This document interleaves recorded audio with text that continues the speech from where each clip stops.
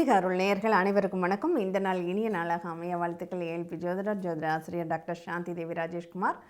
நம்ம இன்றைக்கி ஒரு முக்கியமான ஒரு வழிபாட்டு ஸ்தலத்தை பற்றி பார்க்க போகிறோங்க. அதுவும் முக்கியமாக வழிபாட்டு ஸ்தலத்தினுடைய சிறப்பு, இதில் கோபுரமே சிறப்பாக இருக்கக்கூடிய ஒரு இடத்த பற்றி தான் பார்க்க போகிறோம்.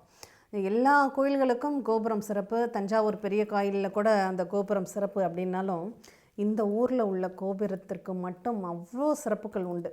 கோபுர தரிசனம் கோடி புண்ணியம்னு சொல்லியிருப்பாங்க இல்லையா? அந்த கோடி புண்ணியங்களை நிறைய கோடி கோடி புண்ணியமாக மாற்றிய ஒரு ஸ்தலம் அப்படின்னு சொன்னால் மதுரை மீனாட்சி அம்மன் கோவில் கோபுரங்கள் தாங்க. 14 கோபுரங்கள் இருக்குது. 1 இல்லை 2 இல்லை, அதிகபட்சம் 4 கோபுரங்கள் அல்லது 5 கோபுரங்கள் அப்படிங்கிற வரையும் பார்க்கலாம். இங்கே 14 கோபுரங்கள் இருக்கக்கூடிய ஒரு அதிசயமான ஒரு ஆலயம் அப்படின்னா அது மதுரை மீனாட்சி அம்மன் கோயில் ஆலயம்தான்.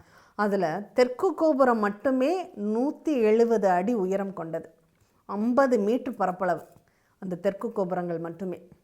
அப்போ அந்த அளவுக்கு ஒரு உயரமான ஒரு எங்கிட்டு திரும்பினாலும் அந்த கோயில் நகரம் அப்படின்னாலே அது நம்ம கும்பகோணத்திற்கை விட விசேஷமானது. ஒரே இடத்துல இருந்து தரிசிக்கக்கூடிய அந்த 4 மாட வீதிகள்லையும் எங்கிட்டு திரும்பினாலும் கோபுரமாக தெரியக்கூடிய ஒரு நிகழ்வுங்கிறது இந்த மதுரை மீனாட்சி அம்மன் கோயிலினுடைய ஒரு அற்புதம், ஒரு அதிசயம் அப்படின்னு கூட சொல்லலாங்க. அவ்வளோ சிறப்பு வாய்ந்தது அந்த அந்த மீனாட்சி அம்மன். மதுரையில் அந்த மீனாட்சி அம்மன் கோவிலை சுற்றி உள்ள ஒரு பரப்பளவில் உள்ள மக்களுக்கு எல்லாமே அந்த காலையில் முதல் வேளை அந்த கோபுரத்தை பார்த்து தரிசனம் பண்ணுறது தான். இன்றைக்கி கோயிலுக்குள்ளே போய் வழிபடுவது அப்படிங்கிறது ரொம்ப சாதாரண ஒரு காரியம் இல்லை, அவ்வளோ கஷ்டமானது.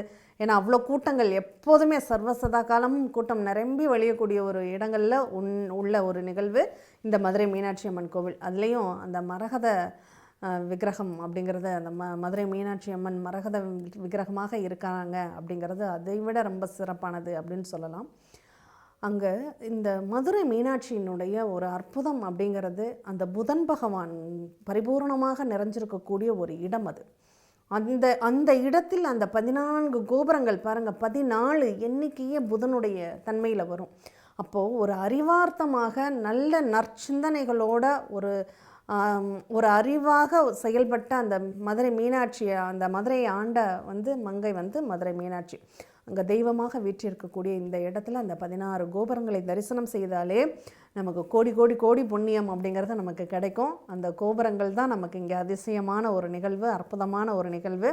அதில் அந்த 14 கோபுரங்கள் உள்ள கலசங்கள் பாருங்கள், எத்தனை கலசங்கள் அதில் அந்த எண்ணிக்கை இருக்கும், அதெல்லாம் நம்ம கணக்கில் அடங்காது. அந்த அளவுக்கு அந்த சிறப்பு வாய்ந்த அந்த கோபுர தரிசனத்தை நம்ம பார்க்குறோம், மனக்கண்ணால் கூட நம்ம கண்டு கழிக்கலாம் அப்படிங்கிற ஒரு நிகழ்வு அங்கே இருக்குது. அதனால் தவறாமல் மதுரைக்கு போனீங்கன்னா இந்த 14 கோபுரத்தை தரிசனம் பண்ணுங்கள்.